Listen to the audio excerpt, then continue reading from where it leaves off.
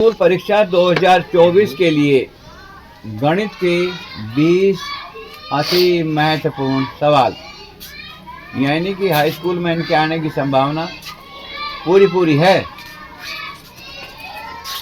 अब है question number 1। पहला क्वेश्चन है उन 20 इम्पोर्टेंट सवालों का क्वेश्चन नंबर 1 है, सिद्ध कीजिए कि 5 जमा रूट 3 एक अपरिमेय संख्या है। अर्थात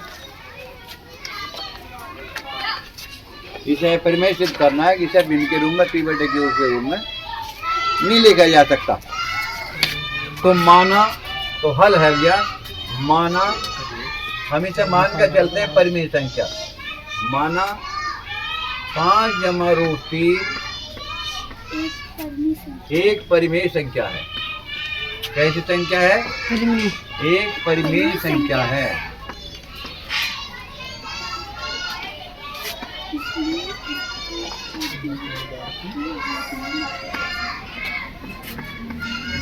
इसलिए इसे p/q के रूप में लिख सकते हैं।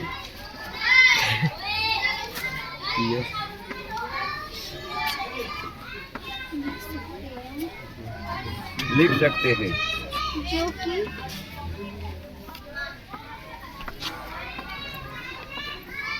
जहाँ यानी कि हर शून्य नहीं होना चाहता, इसलिए क्या होगा? इसलिए 5 जमा रूट 3 बराबर 5 जमा रूट 3 बराबर कितना हो गया?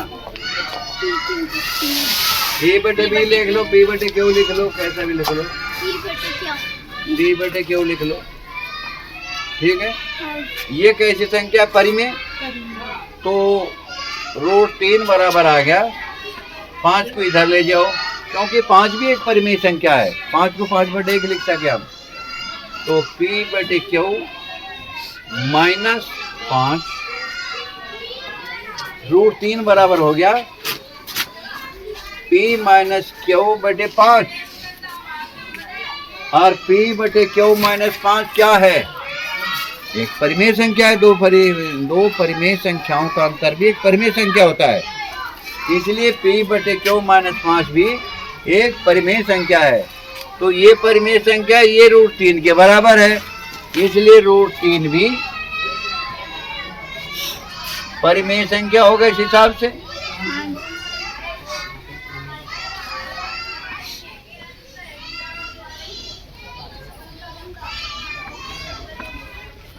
लेकिन हमारी परिकल्पना के अनुसार ये असत्य है, क्योंकि रूट 3 एक कैसी संख्या है? एक अपरिमेय संख्या है। इसलिए रूट 3 परिमेय संख्या गलत है यू, क्योंकि रूट 3 एक अपरिमेय संख्या है। तो ये रूट 3 परिमेय संख्या है, तो ये भी अपरिमेय होगा। फिर अपरिमेय संख्या के बराबर अपरिमेय संख्या तो होगा, लेकिन ये भी क्या है? लेकिन ये बात असत्य है, क्योंकि रूट 3 परिमेय संख्या नहीं हो सकती। इसलिए 5 जमा रूट 3 एक परिमेय संख्या नहीं हो सकती, एक अपरिमेय संख्या है।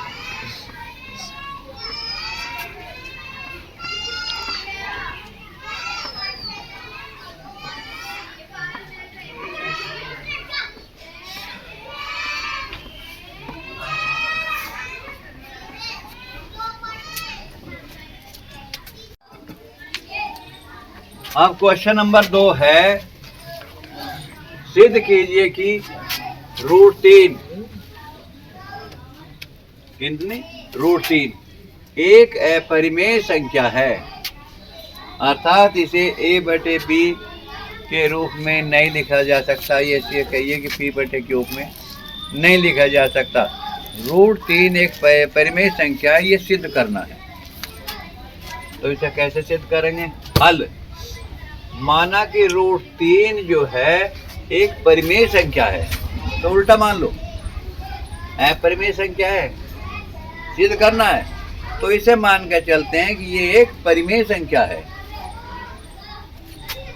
जो परिमेय संख्या है तो ए बटे बी के रूप में लिखी जा सके, इसलिए √3 बराबर ए बटे बी, जहां ए और बी सह अभाज्य संख्याएं हैं। सहभाज्य संख्याएं तो जानते होगे, जिनका में से कितना हो, HCF 1 होता है, तो वे सहभाज्य संख्याएं हैं। तो √3 बराबर क्या हो गया, ए बटे बी, दोनों पक्षों का वर्ग करने पर, दोनों पक्षों का वर्ग करने पर √3 पर का वर्ग बराबर ए बटे बी पर का वर्ग। अगर वर्गमूल का वर्ग करते हैं कहीं, जैसे वर्गमूल 5 पर का अगर मान ले वर्ग करना पड़ जाए, तो क्या करेगा, वर्गमूल का निशान हट जाएगा, 5 आ जाए, ठीक है। तो ऐसे ही आ जाएगा ये 3, इम्प्लाइंग दैट 3 बराबर ए का वर्ग बटे बी का वर्ग, या फिर 3 जो है 3b की घात 2, फिर से गुणा कर लो ऐसे, 3b की घात 2 बराबर a की घात 2, इक्वेशन नंबर 1।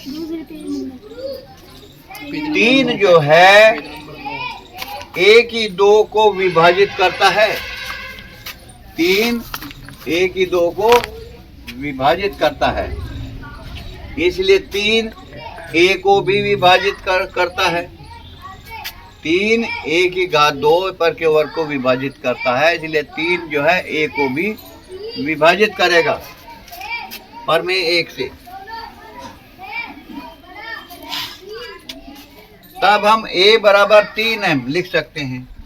क्या लिख सकते हैं, a बराबर 3m लिख सकते हैं, जहाँ m कोई पूर्णांक है, जहाँ m कोई पूर्णांक है। इसलिए 3b की घात 2 बराबर a को क्या लिख दिया हमने, 3m पर का वर्ग, या 3b की घात 2 बराबर 3m पर का वर्ग हो गया 9m की घात 2, ठीक है। या b की 3 से 3 निकम 3, 3 3 9, या b की घात 2 बराबर हो गया 3m की घात 2, समीकरण नंबर 2। 3 जो है वो b की घात 2 को भी विभाजित करता है, 3 जो है b की घात 2 को भी विभाजित करता है, इसलिए 3 b को भी विभाजित करेगा। हम कह सकते हैं कि a और b का उभयनिष्ठ गुणनखंड 3 है।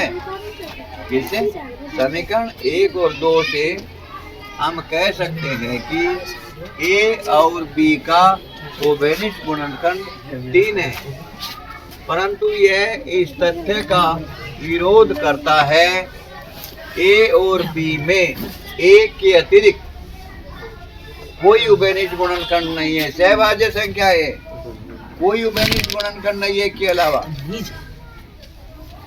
अतः हमारी परिकल्पना हाइपोथेसिस गलत है। अतः √3 एक अपरिमेय संख्या है, इर्रेशनल नंबर है।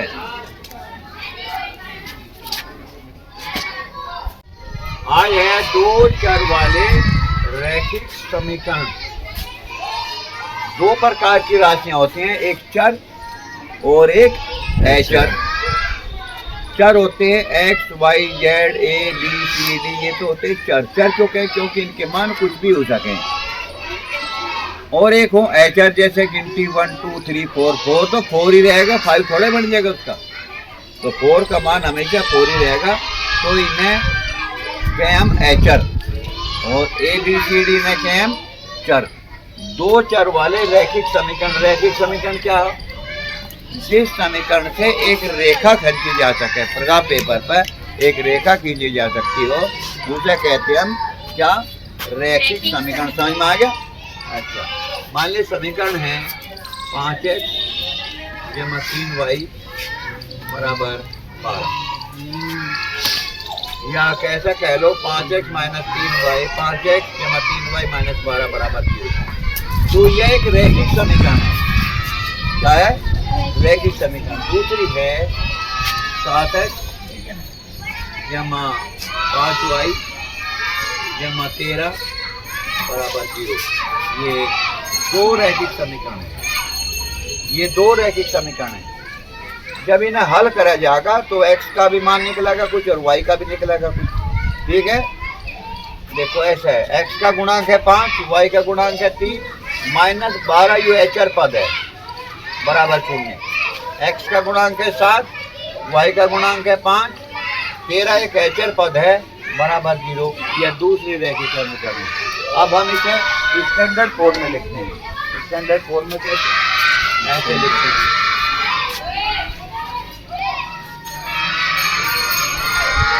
a1x जमा b1y जमा c बराबर 0। x का गुणांक है, ये y का गुणांक है, और ये कैसा पद है? एचर पद। समीकरण नंबर 1। दूसरी समीकरण है a2x जमा b2y जमा, इसे c1 लिख लो, इसे c2 लिख लो बराबर 0। यह दूसरी रैखिक समीकरण है, यह दूसरी रैखिक समीकरण है। अब तक तुमने जितने भी रैखिक समीकरण पढ़ी उसमें एक x का एक y का मान निकल जाता, पिछली कक्षाओं में पढ़ा। लेकिन ऐसा नहीं है कि बार बार ऐसे सवाल आए। इनके 3 केस संभव हैं। 3 केस कौन कौन से? केवल एक हल होता है, केवल एक हल होता है, एक x का मान और एक x का भी एक निकलेगा और y का भी एक निकलेगा। यदि केवल एक हल होता है, यदि क्या होगा? a1 है, a1/a2, a1/a2 दोनों समीकरणों में x के जो गुणांकों का अनुपात बराबर नहीं है, दोनों समीकरणों में कहीं का y के गुणांकों का अनुपात b1/b2। ये पढ़ा तुमने पिछली कक्षाओं में। यदि दोनों समीकरण के x के गुणांकों का अनुपात है ना a1/a2 बराबर नहीं है दोनों समीकरण में y के गुणांक के अनुपात के बराबर, तो समीकरण का केवल एक हल होगा, यानी कि x का और y का मान एक ही निकलेगा, एक x का एक y का होगा। ठीक है, पहली कंडीशन आ गई समझ में? आगे दूसरी कंडीशन क्या है? चलो इसे हटा देते हैं। दूसरी कंडीशन क्या है? दूसरी कंडीशन है अनंत हल होते हैं। कितने अनंत कितने हल होते हैं? अनंत हल होते हैं। ये सवाल भी करेंगे। यदि ये गुणांकों का अनुपात से करना है, अनंत हल होते हैं यदि x के गुणांकों का अनुपात बराबर y के गुणांकों का अनुपात बराबर एचर का अनुपात। अगर ये तीनों के अनुपात बराबर हो जाए तो समीकरण के अनंत हल होते हैं। x के भी कितने मान होते हैं, y के भी कितने मान होते हैं, ये भी तुमने पढ़ा है। ठीक है, दो बात समझ में आएगी, याद करना है नहीं। अच्छा, तीसरी कंडीशन है, तीसरी कंडीशन है क्या है? कोई हल नहीं होता,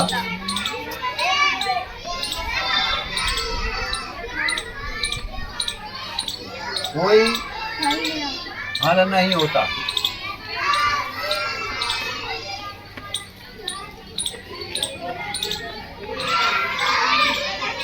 यदि क्या हो दोनों के x गुणांकों का अनुपात बराबर है दोनों के y के गुणांकों का अनुपात बराबर नहीं है एचर के अनुपात की, कोई हल नहीं होता। दोनों समीकरणों के x के गुणांकों का अनुपात बराबर है दोनों समीकरणों के y गुणांकों के अनुपात के, और बराबर नहीं है दोनों समीकरण के जो एचर है उनके अनुपात के अगर बराबर नहीं है तो क्या होगा, उस समीकरण का कोई हल नहीं होगा, न x का मान निकला कोई, न y का मान निकला कोई। ये तीन कंडीशन है, ठीक है, तीनों समझ में आ गई।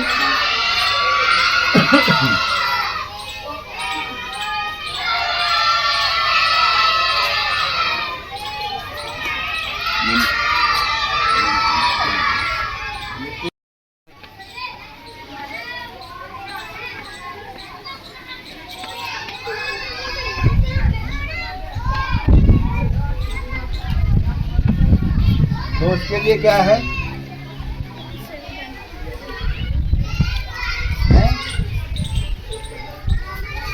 तो उसमें a1 बटे a2 बराबर नहीं है b1 बटे b2 की। a1 बटे a2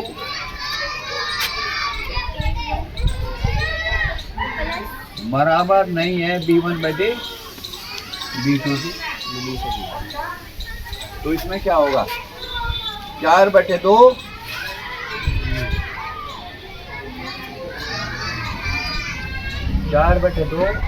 बराबर नहीं है 3 बटे 2 के,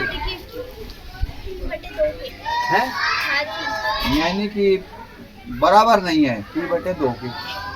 तो a1 का मान है 4, a2 का है 2,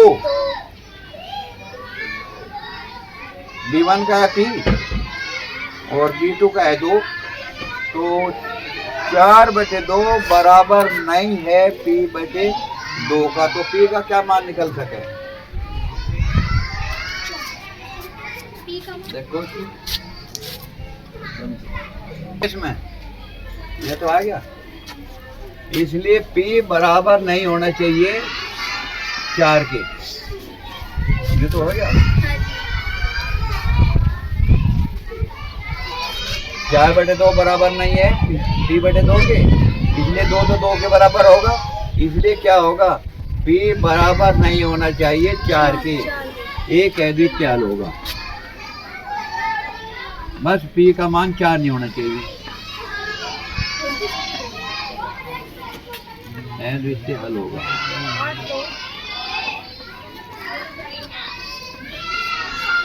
ये सवाल उसमें लंबा सा है, कुछ का भी एक ही मान निकले, y का भी एक ही मान निकले, इसे कहें अद्वितीय हल होगा।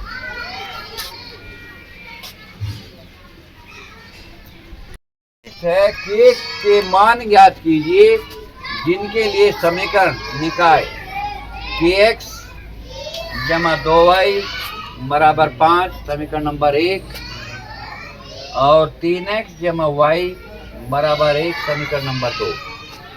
तो पहला केस है, इसमें अद्वितीय हल हो, अद्वितीय हल होने का हमें पता है, इसमें x के गुणांकों का अनुपात और y के गुणांकों का अनुपात बराबर नहीं होना चाहिए, पता है। तो a1 बटे a2 बराबर नहीं है b1 बटे b2 की। a1 x का गुणांक बराबर का गुणांक क्या है k, यहाँ k आ गया, बटे दूसरे x का गुणांक क्या है, यहाँ उसमें ऐसा है x1 और x2 ऐसे लिख रखे, x1 y1 x2 y2 लिख रखे, ठीक है। चलो कोई बात नहीं,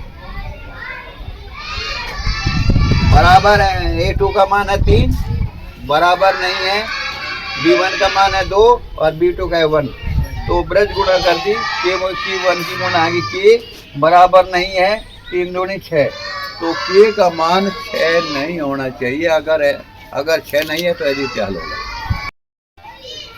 हाँ, दूसरे कंडीशन है भैया, कोई हल नहीं होगा, कोई हल नहीं होगा, इसके लिए है हमारा जो रेशो है वो ये है a1 बटे a2 बराबर b1 बटे b2 बराबर नहीं है c1 बटे c2 का, यानी कि x जो है x के गुणांकों का अनुपात बराबर y के गुणांकों का अनुपात बराबर नहीं होना चाहिए कहीं का एचरों का जो अनुपात है उसके, ठीक है। तो इसमें मान रख दो a1 का मान है 3, a2 का a1 का मान है 6, a2 का मान है 3 बराबर b1 का मान है 2 और b2 का है 1 बराबर नहीं है 5 बटे 1 के। तो k की 1 की गुणा करके k आएगा, 3 की 2 की गुणा कर ब्रज गुणा करके 6 आएगा, तो k बराबर 6। अब इसका आंसर क्या होगा? आंसर ये होगा k बराबर 6 के लिए दिए हुए समीकरण निकाय का कोई हल नहीं होगा,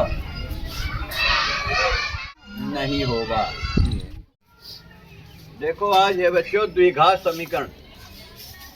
द्विघात समीकरण सबसे पहले देखना है कि द्विघात समीकरण होती क्या है। द्विघात समीकरण इस रूप की होती है, ax की घात 2 जमा bx जमा c बराबर शून्य की, बराबर शून्य के होना जरूरी है। तो द्विघात समीकरण के हल ज्ञात करने की विधियां देखेंगे हम आज। यानी कि इसमें द्विघात समीकरण में 2 घात का समीकरण है, द्विघात समीकरण है ये, इसलिए इसके हल ज्ञात करने की विधियां देखते हैं। द्विघात समीकरण को हल करने की 2 विधियां होती हैं। कितनी विधियां? 2। सबसे पहली विधि होती है गुणनखंड विधि, फैक्टर मेथड, और दूसरी होती है श्रीधराचार्य और उमर खयाम की रीति। श्रीधराचार्य और उमर खयाम।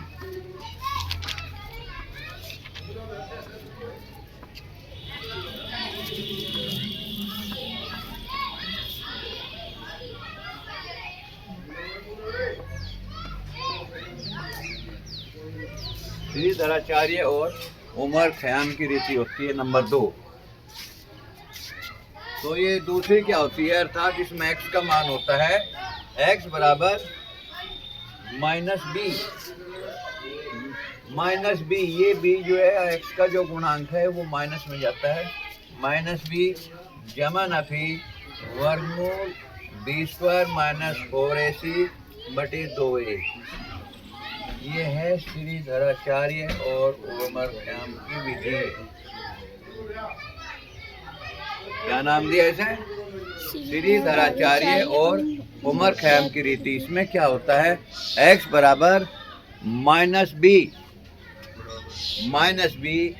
जमा नफी वर्गमूल ऑफ b² - 4ac बटे 2a, इसे कहते हैं। इसमें जहाँ b² - 4ac, ये जो है b² - 4ac, इसे कहते हैं विविक्तिकर, डिस्क्रिमिनेंट, विविक्तिकर से निरूपित किया जाता है। इसे d से लिखें हम, इसे क्या करें, इसे हम d से प्रदर्शित करते हैं। डिस्क्रिमिनेंट विविक्तिकर को हम क्या लिखें, इसमें d से प्रकट करते हैं। ठीक है, जहाँ b² - 4ac बराबर d से निरूपित किया जाता है। द्विघात समीकरणों के मूलों की प्रकृति। द्विघात समीकरण यानी कि ax² जमा bx जमा c बराबर 0 के मूलों के लक्षण कहीं पर निर्भर करें, इनके विविक्तिकर पर निर्भर करें। विविक्तिकर क्या हो जी, x के गुणांक पर का वर्ग -4 इंटू x की 2 का गुणांक इंटू एचर पर, इस पर निर्भर करें। b² - 4ac पर निर्भर करें। कैसा करें जी निर्भर? यदि b² - 4ac का मान 0 से बड़ा है, 0 से बड़ा है, और 4, 9, 16, 25 तथा पूर्ण वर्ग है, आदि आदि डॉट डॉट डॉट डॉट, कहीं से बड़ा b² - 4ac का मान जो है 0 से बड़ा आवे, यानी कि प्लस में आवे, और वो पूर्ण वर्ग भी है। जैसा 4 आ गया, 9 आ गया, 16 आ गया, 25 आ गया, डॉट डॉट डॉट 36 आ गया, 56, फिर 49 आ गया, फिर 64 आ गया, कुछ भी आवे पूर्ण वर्ग है। तो क्या होगा, तो मूल वास्तविक होंगे, परिमेय होंगे और असमान भी होंगे। ठीक है। आगे बात समझ में। अब जा दूसरा नंबर है, यदि बी स्क्वायर माइनस 4ac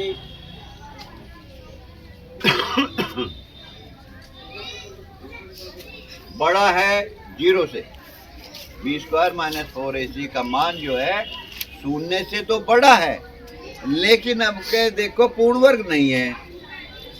1, 3, 5, 7 पूर्ण वर्ग तो नहीं है, किसी संख्या का वर्ग ही नहीं है, तथा पूर्ण वर्ग न हो तो मूल वास्तविक होंगे, अपरिमेय होंगे। अपरिमेय तो जानते हो, जिसे p बटे q के रूप में नहीं लिखा जा सकता है अपरिमेय। और असमान होंगे, उसमें भी असमान है, इसमें भी असमान है। ठीक है। नंबर 3, यदि बी स्क्वायर माइनस 4ac बराबर 0 के है, यानी कि बी स्क्वायर माइनस 4ac का मान काट दिया और वो 0 के बराबर का मतलब है 0 आ गया है, तो मूल वास्तविक और समान होंगे, मूल वास्तविक और समान होंगे। मोस्ट इंपोर्टेंट है तीसरा नंबर, सवाल आओगे इसका जरूर बोर्ड में। नंबर 4, यदि बी स्क्वायर माइनस 4ac का मान जो है वो 0 से कम है, लेस देन 0, 0 बड़ा है, इसका मतलब न भी आवे, तो फिर क्या होगा, तो मूल वास्तविक नहीं होंगे, तो फिर मूल वास्तविक नहीं होंगे। ये से क्या आगे बात समझ में, चारों पॉइंट आगे समझ में। दो तो एक तरह के ही है, फिर देख लो बी स्क्वायर के मूलों के लक्षण। यदि बी स्क्वायर माइनस 4ac का मान जो है 0 से बड़ा है, इज ग्रेटर देन 0, तो तथा पूर्ण वर्ग भी है, तो मूल वास्तविक, परिमेय और असमान होंगे। यदि बी स्क्वायर माइनस 4ac का मान 0 से बड़ा है तथा पूर्ण वर्ग नहीं है, तो मूल वास्तविक, अपरिमेय और असमान होंगे, दोनों बार असमान होंगे, दोनों बार असमान होंगे, चाहे पूर्ण वर्ग हो या न हो, लेकिन मूल असमान होंगे। तीसरा, यदि बी स्क्वायर माइनस 4ac का मान बराबर 0 का है, अगर मान 0 आ जाता है तो क्या होगा, तो मूल वास्तविक और समान होंगे। कैसे होंगे, वास्तविक और समान होंगे। तो किसी समीकरण में देखकर बूझ ले क्या इसके मूल समान हैं, कैसे बताओगे। बी स्क्वायर माइनस 4ac का मान काट कर दिखा देंगे और 0 आ जाएगा, तो एक समान है। ठीक है। नंबर 4, यदि बी स्क्वायर माइनस 4ac का मान 0 से कम है, इज लेस देन 0, यानी कि नफी में है, तो मूल वास्तविक नहीं होंगे।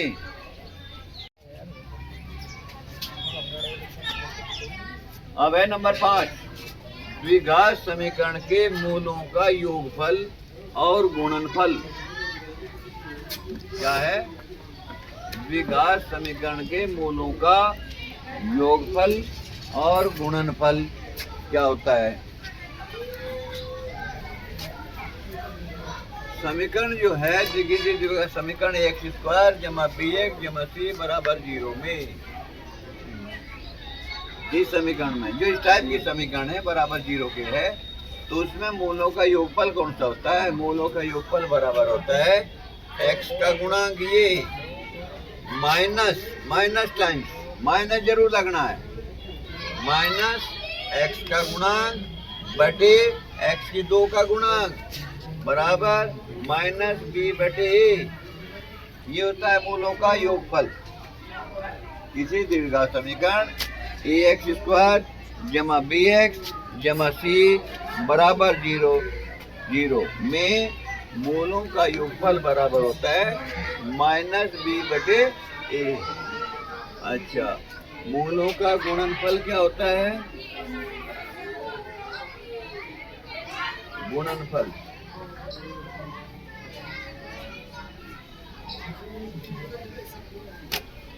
मूलों का गुणनफल बराबर क्या होता है, एचर पद।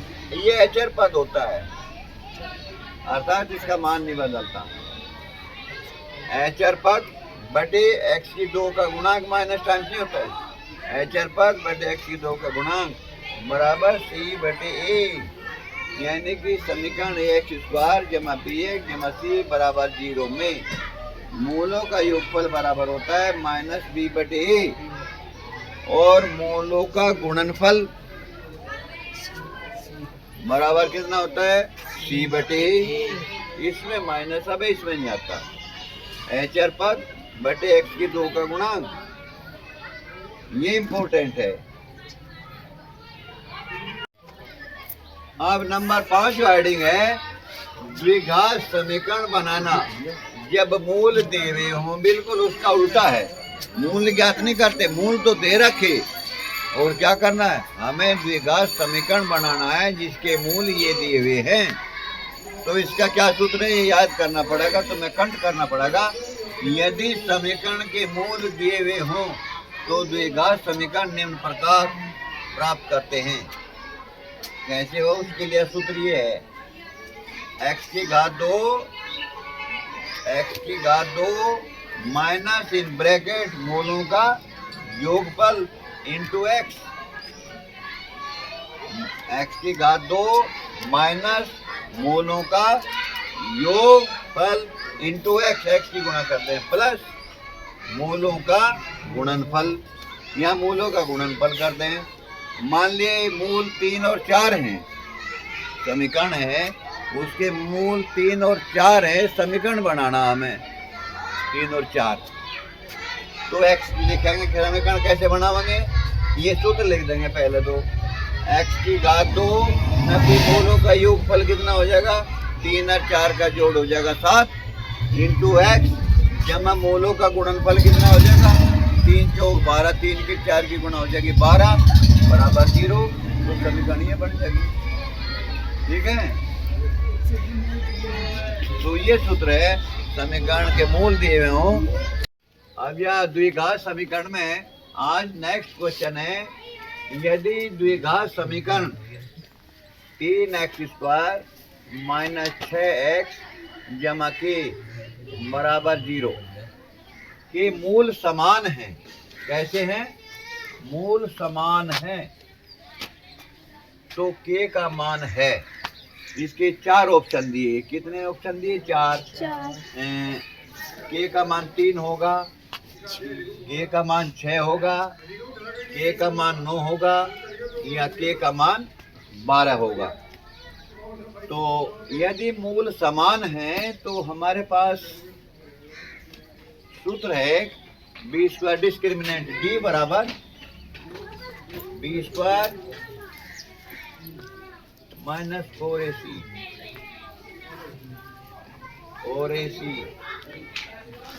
बराबर 0 के होना चाहिए, ठीक है।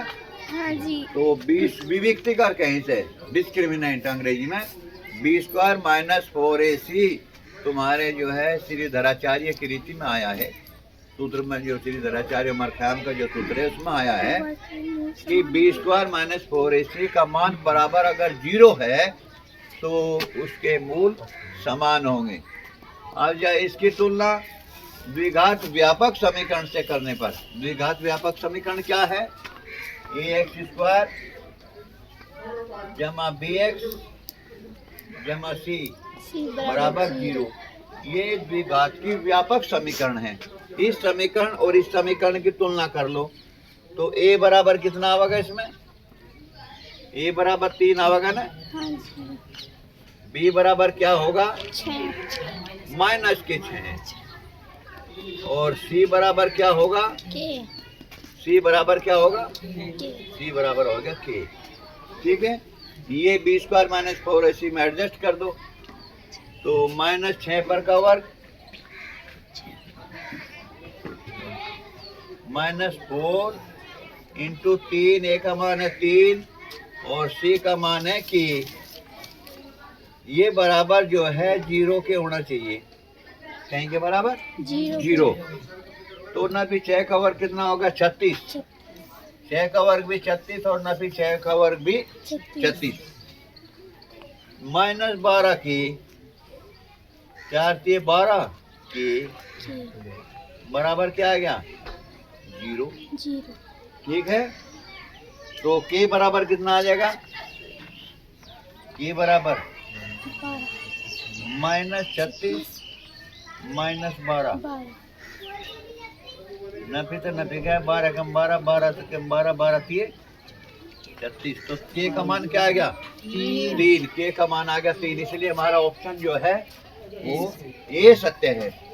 तो इस सवाल में ये ध्यान करना है कि अगर मूल समान है तो b² - 4ac बराबर 0 के होगा। ये याद होना जरूरी है। अगर ये याद नहीं फिर सवाल नहीं कर पाओगे। बिना हल किए निम्नलिखित समीकरण के मूलों के लक्षण बताइए। यानी कि मूल किस किस्म के होंगे? परिमेय होंगे, अपरिमेय होंगे, समान होंगे या असमान होंगे, उनके लक्षण बताइए। तो लक्षण बताने के ना का क्या करना पड़ा है, b² - 4ac का ही मान काटना पड़े हमें, और कुछ नहीं। तो दिए हुए समीकरण की तुलना व्यापक समीकरण, द्विघात के व्यापक समीकरण x² जमा bx जमा c बराबर 0 से करने पर, उस समीकरण की तुलना व्यापक समीकरण से करने पर a बराबर क्या आ गया? a बराबर 1 की 2, यहाँ a x की 2 था क्या? यहाँ 1 की 2, ठीक है। हाँ जी। और b बराबर क्या आ गया?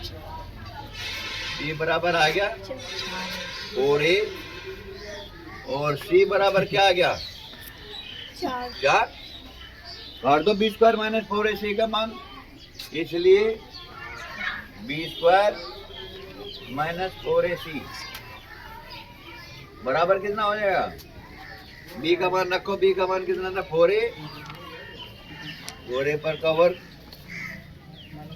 -4 गुणा a कितना है 1 की 2 जी।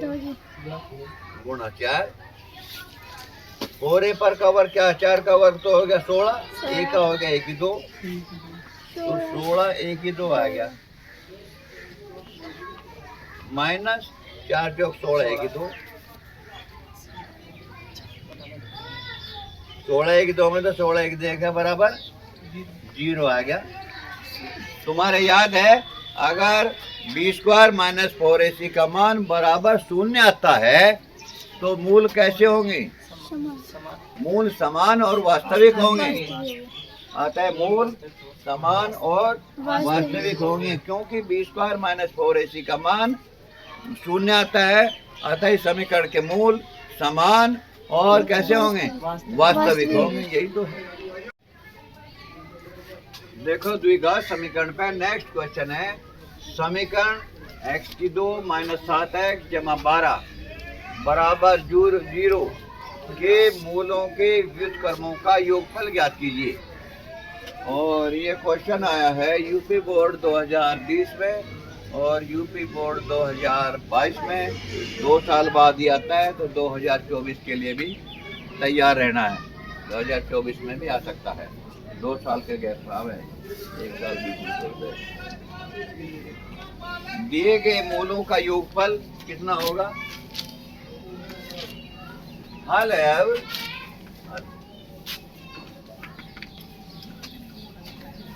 दिए गए मूलों का योगफल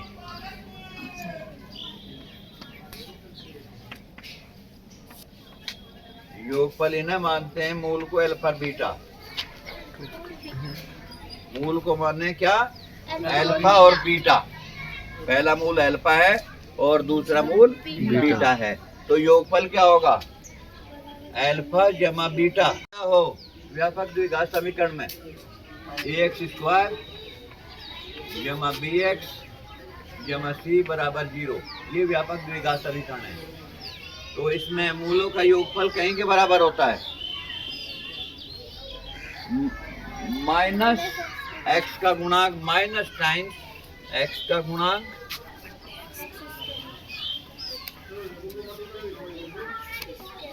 बटे x है गुणांक है, फिर क्या होता है बटे में x की 2 का गुणांक माइनस टाइम्स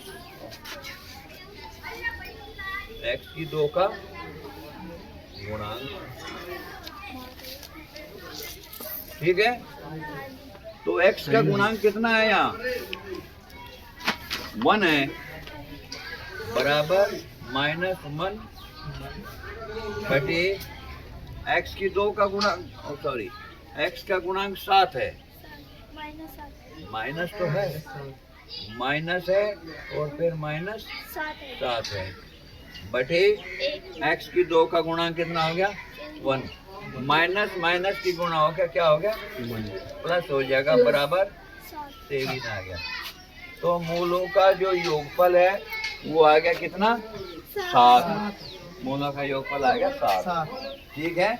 क्योंकि यहाँ सूत्र में ध्यान करना, माइनस टाइम्स है, माइनस x का गुणांक बटे x की 2 का गुणांक, एक माइनस एक 7 से पहले जो x का जो गुणांक है 7 नहीं है, -7 है, चिन्ह भी 7 चलेगा।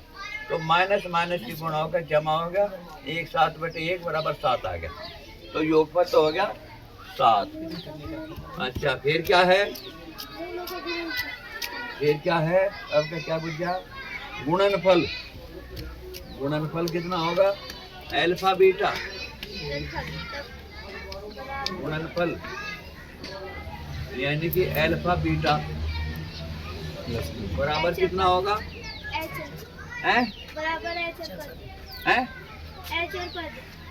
एचर पद बटे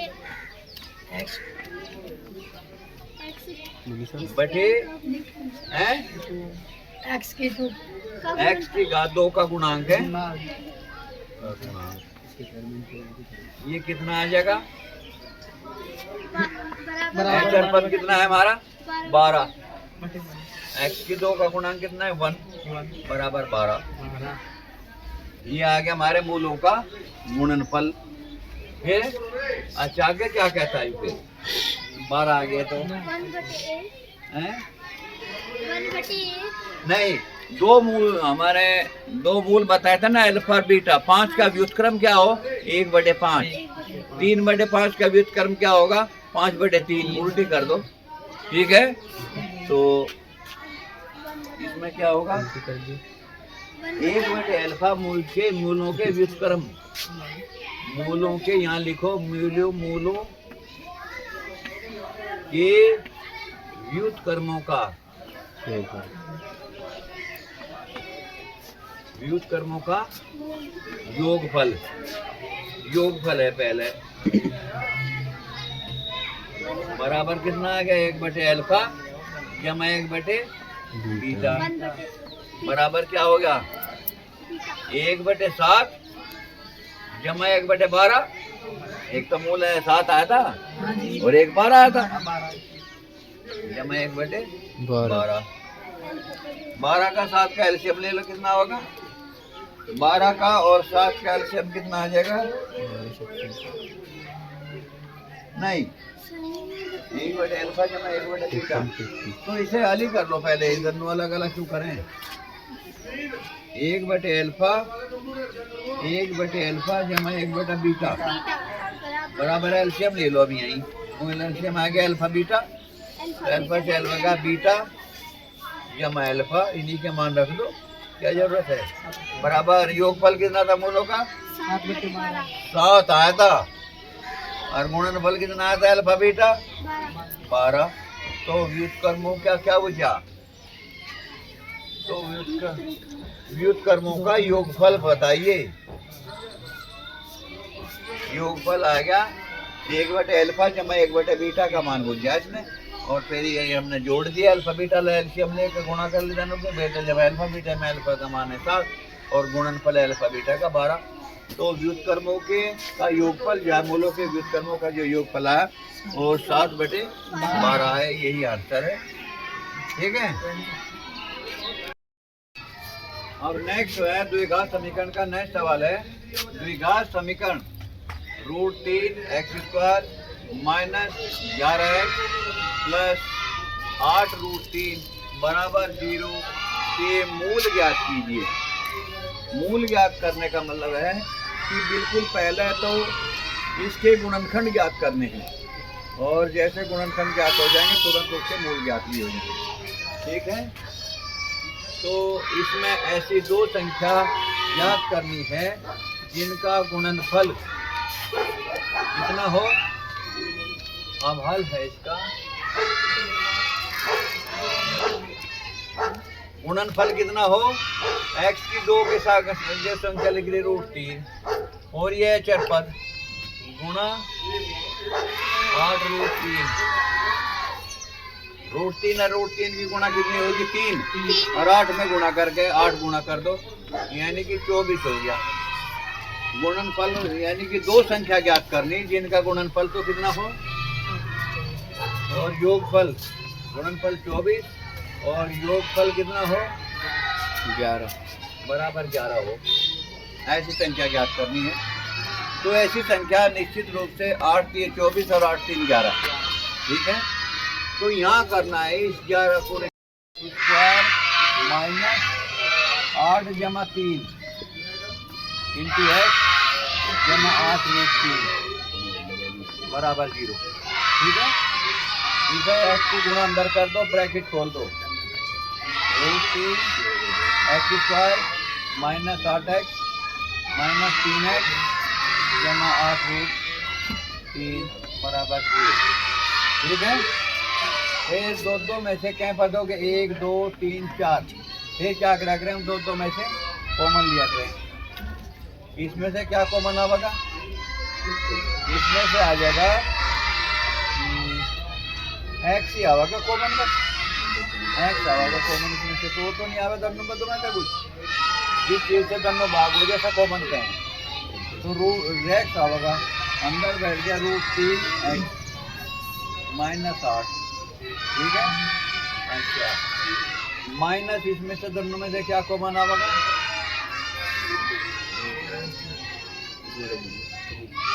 क्या कॉमन आएगा दोनों में से √3 आएगा कॉमन, क्योंकि 3 में भी √3 है। √3 गुणा √3 लिख लो या √3 गुणा √3 लिख लो, इसे यहाँ ध्यान करना है। कभी सोचो √3 लिखे हुए पावेगा, 3 बराबर हो √3 गुणा √3, ये इम्पोर्टेंट बात है। 3 में √3 भी है तो √3 को मना के यहाँ क्या बच गया √3x। यहाँ देखो नफी लिया कॉमन अंदर, यहाँ चिन्ह बदल जाएगा, नफी होगा, नफी 8 आ गया बराबर 0। दोनों ब्रैकेट में देखो एक ही संख्या है क्या, दोनों ब्रैकेट में एक ही संख्या है तो पूरा का पूरा ब्रैकेट कॉमन आ जाएगा, 2 बार कॉमन लेना पड़े हमें। ये सवाल तुमने कक्षा 8 में समझी, गुणनखंड होने लग रही है। अभी यहाँ से क्या बच गया है माइनस √3 बराबर 0, ठीक है। दो संख्याओं का गुणनफल शून्य है तो इसका मतलब क्या है, इसका मतलब ये है कि उनमें से एक शून्य है, हमें ये नहीं पता कौन सी शून्य है। तो माना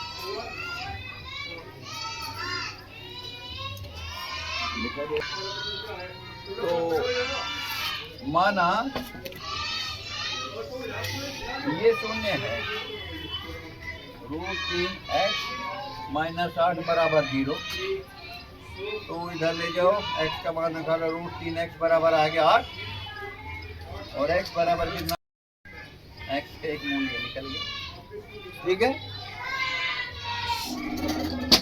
हाँ क्या करो, इसे दूसरे को मान लो। आगे यदि ये शून्य है, यदि x बराबर कितना हो जाएगा √3 को इधर ले जाओ, जमा का हो जाएगा 8 बराबर √3, दूसरा मूल याद। ये तो के मूल ज्ञात कीजिए, तो दोनों मूल आ गया, x का मान एक आ गया √3 और दूसरा आ गया 8/√3, दोनों मूल आ गए, यही है। तो इसमें गुणनखंड करना पड़े, शुरू में क्या करना, गुणनखंड करना पड़े। ऐसी संख्या तोड़नी पड़े जिनका जोड़ 11 और गुणनफल इसके बराबर हो, वो 24 आवेगा। तो 8 8 के 24 8 3 11, बहुत ही आसान है। पहले गुणनखंड करने पड़े, बराबर 0 के लिखते चल जाओ, फिर मूल ज्ञात हो जाओ, एक एक के बराबर 0 के करते रहो, ठीक है। आज है समांतर श्रेणी। समांतर श्रेणी अरिथमेटिक प्रोग्रेशन। क्या होती है समांतर श्रेणी? ऐसी श्रेणी जिसके पदों के बीच में समान अंतर हो, जैसे 2, 4, 6, 8, 10 एंड सो ऑन, यानी कि प्रत्येक पद के बीच में समान अंतर है, इसलिए इसे कहें समानांतर श्रेणी। एक सीरीज है ये, एक श्रेणी है। 2 से 2 ज़्यादा 4, 4 में 2 जोड़े 6, 6 में 2 जोड़े 8, 8 में 2 जोड़े 10। इसी प्रकार ये अंत तक श्रेणी चलती रहती है। ऐसी श्रेणी जो उसे कहते हैं समांतर श्रेणी। तो समांतर श्रेणी का पहला सूत्र है समांतर श्रेणी का एनवा पद। एनवा का मतलब है 10वां, 15वां, 50वां, 100वां, 200वां पद कैसे ज्ञात करें, उसके लिए क्या सूत्र है? उसके लिए सूत्र है Tn बराबर, मान ले एनवा पद Tn है तो बराबर a plus n-1 into d. A क्या है? प्रथम पद, यानी कि प्रथम पद जमा कुल पदों में से एक घटा के कुल पद -1 इंटू उनके बीच का difference a plus n-1 into D. ये डी क्या होता है? डी होता है 2, 4, 6, 8, 10। तो डी बराबर हो 4 - 2 बराबर 2, 6 - 4 बराबर 2, 8 - 6 बराबर 2। ये सब डी होता है, ठीक है। दो पदों के बीच में जो अंतर हो उसे डी कहें। तो समांतर श्रेणी का एनवा पद क्या हो गया? एनवे पद को कहें हम Tn। एनवा का मतलब 15वां, 20वां, 21वां जो भी पद है तो उनसे एन कहते हैं। a plus n-1 into D, याद हो गया? एनवा पद Tn बराबर a plus n-1 into D. Next है सूत्र नंबर 2, फॉर्मूला नंबर 2।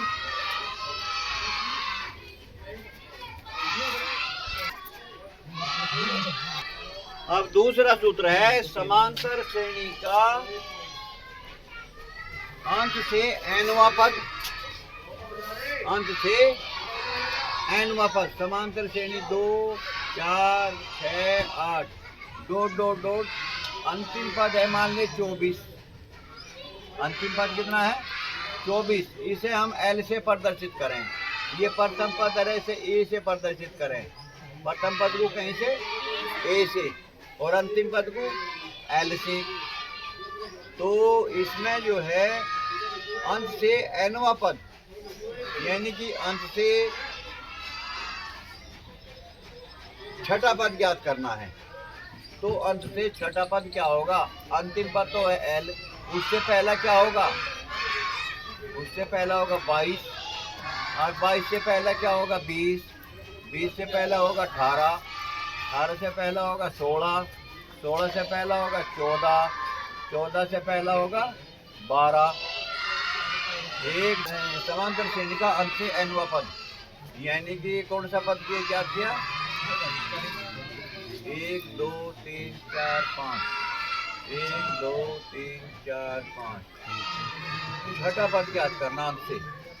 तो इसका सूत्र है L माइनस, इसमें है एक ही जगह L आ गया, इसमें प्रथम पद है A, इसमें अंतिम पद है L माइनस, या जमा निशान आ गया, अंतिम से काटोगे तो माइनस होगा n-1 इंटू डी। तो देखते हैं इस श्रेणी का काट के पहले अंत से एनवा पद, अंत से छठा पद, छठा पद 6वां पद देख के ठीक है क्या? बराबर अंतिम पद 24 माइनस 6 - 1 इंटू डी। डिफरेंस कितना है? 2 का, बराबर 24 माइनस 6 में से 1 गया, 6 में से 1 5, 5 दूना 10 बराबर कितना आ गया? 14। ये 14 आ गया आपका पद। 1, 2, 3, 4, 5 आ गया 14। तो उसके लिए ये सूत्र है दूसरा सूत्र number 2।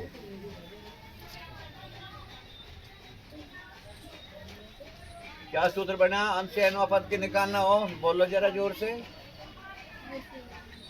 SN L minus n-1 into D. L क्या है? अंतिम पद, लास्ट टर्म। एल माइनस यहाँ जमा होगा, इसमें नफी होगा, n minus one into d. आगे बात समझ में? अच्छा, सूत्र नंबर 3, सूत्र नंबर 3 क्या कहता है? प्रथम n पदों का योग, प्रथम n पदों का योग 2 4 6 8,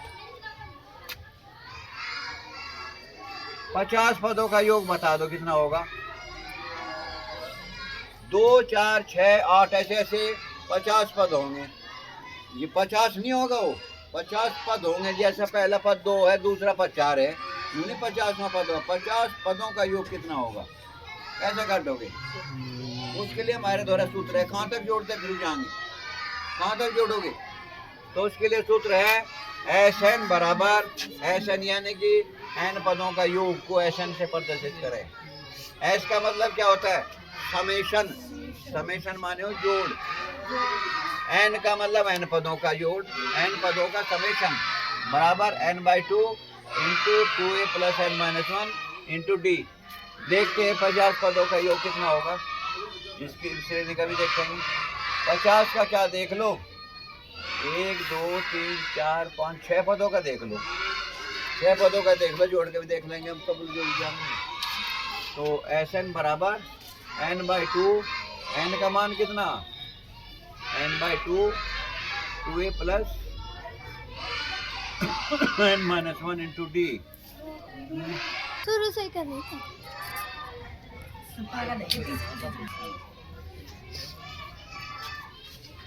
प्रथम एन पदों का योग बराबर क्या होता है?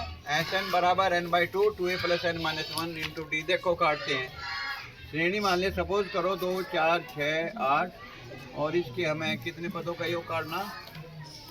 10 पदों का योग। कितने का? 10 पदों का योग काटना। पता नहीं 10वां पद है क्या, कोई बात नहीं। तो बराबर हो जाएगा, क्या करना पड़ेगा? 10/2 एन बाई 2, एन तो 10 है, 10/2 इंटू 2। ए कितना प्रथम पद होता है? ए 2a है ना, ए कितना है? 2 प्लस एन कितना है? 10 माइनस 1, और डी कितना है? पदों के बीच का अंतर 2 का डी है 2, ठीक है। 10/2 यानी कि 5, 2 दूनी 4, और 10 में से 1 है 9, 9 दूनी 18, 18 4 22, और 22 पंजे कितने हो गया? 22 पंजे 110, 18 4 22, 22 पंजे 110, 110 हो। तो जोड़ के भी देख लो, 10 पर देखा 102 ही आवेगी। 10 12 14 16 18, 1 2 3 4 5 6 7 8 9, आई हो गया 20। सारू जोड़ के देखो, हमारा सूत्र ठीक हो जाएगा। फिर 2 4 6 4 6 4 10 10 8 10 18 18 10 18 10 28 28 12 40 40 40 और 14 54 54 54 और 6 60 60 और 10 70 70 और 18 80 88 88 और 20 208 108 ये तो गलत हो गया। Hello sir. जैसे मान ले समीकरण है, सीरीज है 2 और जी 7 और 12 डॉट डॉट डॉट, ये कई पदों का? 1 2 3 5 पदों का ही देख लो योग, 5 पदों का योग, 5 पदों का योग बताओ। 1 2 3 और जी ये होगी 17, और फिर 17 5 22, 5 पद हो गए ना। 2 में 5 जोड़ा 7, 7 का 5 जोड़ा 12, 12 5 जोड़ा 17, 17 5 जोड़ा 22, 1 2 3 4 5, 5 पद हो गए। इन 5 पदों का योग बताओ कितना होगा। अजी सूत्र से काट लेंगे बस। बराबर n/2 पद कितने हैं? 1 2 3 4 5, 5/2, 5/2, 2 गुणा पहला पद, 2 ही है ना पहला पद, तो प्लस n माइनस 1 है, n है कितना 5 माइनस 1 इंटू डिफरेंस कितना है 5 का, ये है तो 5/2 ब्रैकेट में 2 दूनी 4 और 5 में से एक कितना बच गया 4 और 4 की 5 में गुणा होगा 20, कितना बैठ गया 20 और 4 24 बराबर 5/2 गुणा 24, 2 से 24 कट गया 12 पर 12 पंजे 60, 12 पंजे 60। अब तो इसे जोड़ के छोटी श्रेणी है, इसे जोड़ के भी देख सकते हैं। देखो भैया 2 7 9 और 12 21, 21 और 17 21 17 21 और 17 21 और 17 38 38 38 और 22 38 और 22 60 हो गया 60 हूँ। हमारा इलम पक्का है कच्चा? पक्का है। छोटी सी बना के देख लीजिए, ठीक है। आगे समझ में इसी श्रेणी के n पदों का समांतर श्रेणी के n पदों का योगफल क्या हो? जोर से बोलो। Sn बराबर Sn बराबर n/2 bracket 2a plus n-1 into d bracket close. अच्छा इसमें a क्या होता है? a होता है प्रथम पद और ये d क्या होता है? सेकंड पद, द्वितीय पद, d क्या हो? डिफरेंस, d हो डिफरेंस, यानी कि दो पदों के बीच में कितने का अंतर हो, ठीक है। और n क्या हो? n हो पदों की संख्या, ठीक है। अच्छा सूत्र नंबर 4 है यह, यदि समांतर श्रेणी का अंतिम पद l है, कितना है? l है, तो इस समांतर श्रेणी के सभी पदों का योग s बराबर क्या हो? n/2 पदों का आधा इंटू प्रथम पद प्लस अंतिम पद। कितना बढ़िया है? सभी पदों का आधा बटे इंटू प्रथम पद इंटू प्रथम पद जमा अंतिम पद। प्रथम पद और अंतिम पद को जोड़ कर आधा कर दो, पदों की संख्या से गुणा कर दो, n/2 a प्लस l, ठीक है। l क्या है? अंतिम पद है, ठीक है। एक श्रेणी है 2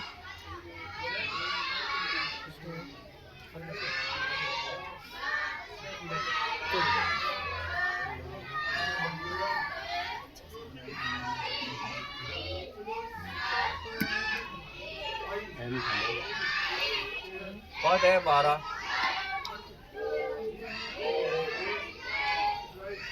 12 पद हैं। पहला पद तो है 1, अंतिम पद है 24।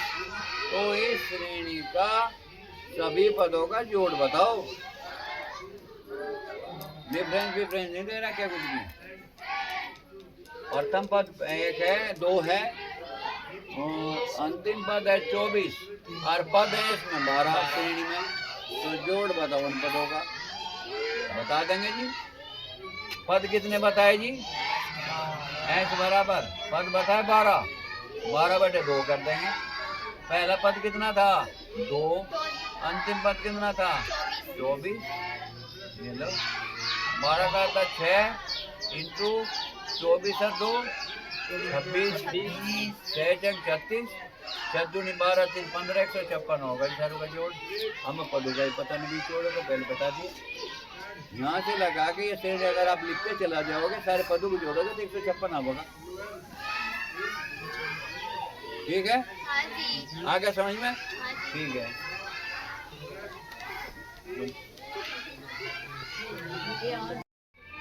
अब देखो समांतर श्रेणी का एक सवाल है। रामकली ने किसी वर्ष के प्रथम सप्ताह में ₹5 की बचत की। पहले सप्ताह में कितनी बचत करी? ₹5 की। और फिर अपनी साप्ताहिक बचत ₹1.75 ₹1.75 बढ़ाती गई। हर महीने हर सप्ताह बढ़ती चली गई।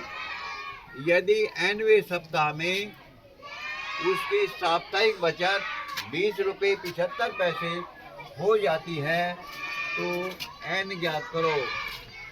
n ज्ञात कीजिए, वो सप्ताह ज्ञात कीजिए कौन से सप्ताह में इतनी बचत हुई।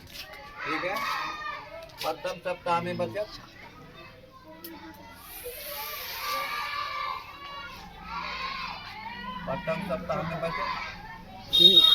कितनी हुई भाई? प्रथम सप्ताह में बचत कितनी होगी? ₹5 की हुई, हाँ जी। बराबर ₹5। दूसरे सप्ताह में बचत कितनी होगी?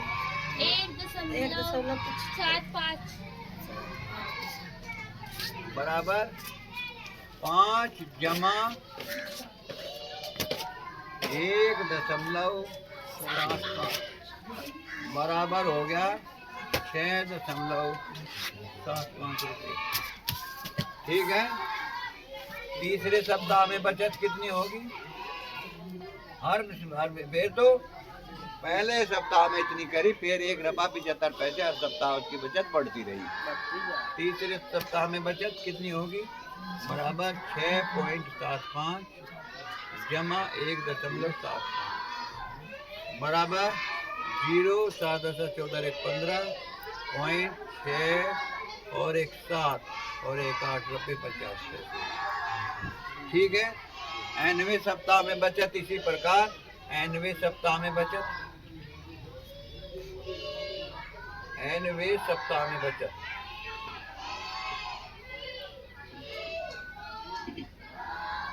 कितनी होगी इसकी? ₹20.75 हुई है ना, 20.75 रुपये। तो ये बताइए यू सप्ताह कौन सा था? ये सप्ताह कौन सा था? तो सूत्र है एक, nवां पद ज्ञात करना है। nवां पद बराबर a + n-1 इंटू डी बराबर a का मान कितना है? 5। n का मान कितना है? nवां पद कितना हो गया हमारा? 20.75। n का मान हमें पता ही नहीं, निकालना है। और डिफरेंस कितना है? ₹1.75। ₹1.75 तो बढ़ती रही ना, डिफरेंस है 1.75। तो बराबर हो गया 20.75 बराबर 5 जमा 1.75 n 1.75 n माइनस 1.75। इसे उधर ले जाओ, 5 को भी उधर ले जाओ, कितना हो जाएगा?